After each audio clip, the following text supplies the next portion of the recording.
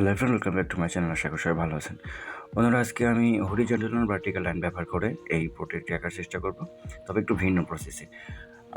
বন্ধুরা, আমরা যখন বেসিক নিয়মে ছবি আঁকি তখন কী করি? সর্বপ্রথম যে কোনো বিভিন্ন মেথডের সাহায্যে যেই চিত্রটি আঁকবো তার একটা আউটলাইন তৈরি করি, তারপরে আমরা লাইট অ্যান্ড শেড।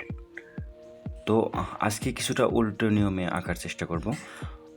বন্ধুরা, এভাবে আঁকতে আপনি একবার শিখে গেলে বারবার এভাবে আঁকতে চাইবেন। তো বন্ধুরা, ভিডিওটি সম্পূর্ণ দেখবেন। I hope like this video.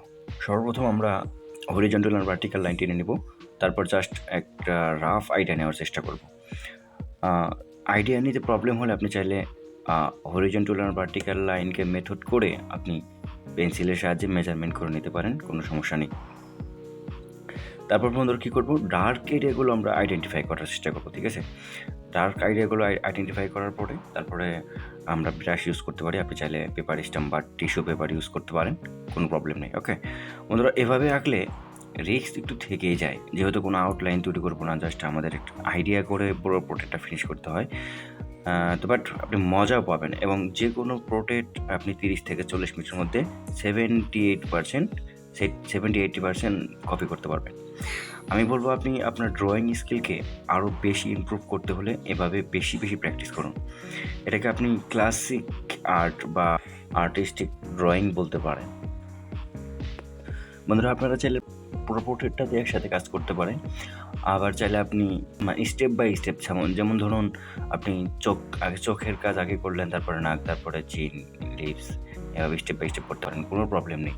বন্ধুরা, আরেকটা বিষয় হলো, যেমন ধরুন আমরা এখন চোখের যে এরিয়াটা সেখানে কাজ করছি, তো আমরা কিন্তু যে কোনো এরিয়াতেই কাজ করি না কেন, আমরা শুধুমাত্র প্রথমে ধরেই একবারে ফিনিশ করার চেষ্টা করবো না, অন্তত এই প্রসেসে, ঠিক আছে? আমরা প্রত্যেকটা এরিয়াকে 3টি লেয়ারের সাহায্যে ফিনিশ করার চেষ্টা করব।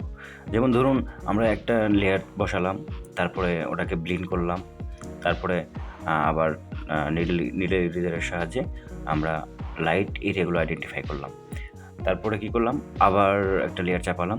ঠিক এভাবেই আপনি 3টে লেয়ার চাপাবেন, 3বারে আপনি ফিনিশ করবেন। এতে শেডিংয়ের মধ্যে আপনি ন্যাচারালি একটা ভাব ফুটিয়ে তুলতে পারবেন। তো বন্ধুরা, আমরা লেয়ার বাই লেয়ার কাজ করব, ঠিক আছে? বন্ধুরা, আরেকটা কথা হলো, এই ধরনের পোর্ট্রেট আঁকতে গেলে আপনি চেষ্টা করবেন একটু মোটা পেপার নেওয়ার, যেমন 120 অথবা 180। আমি 120 ইউজ করছি, কারণ বন্ধুরা এই প্রসেসে আঁকতে গেলে আমাদের লেয়ারের সংখ্যাটা একটু বেড়ে যাচ্ছে। এই কারণে খেয়াল রাখতে হবে যাতে পেপারটা যেন কোনো কারণে নষ্ট না হয়ে যায়। তো বন্ধুরা, বাংলা ড্রয়িং টিপস এবং অ্যাডভাইস পেতে চ্যানেলটা অবশ্যই সাবস্ক্রাইব করে রাখবেন, আর ভিডিওটি ভালো লাগে থাকলে একটা লাইক করে দেবেন। তো বন্ধুরা, আমি এখানে ছাড়ছি, ফিরছি খুব শীঘ্রই আগামী পর্বে। তো so let's enjoying the video.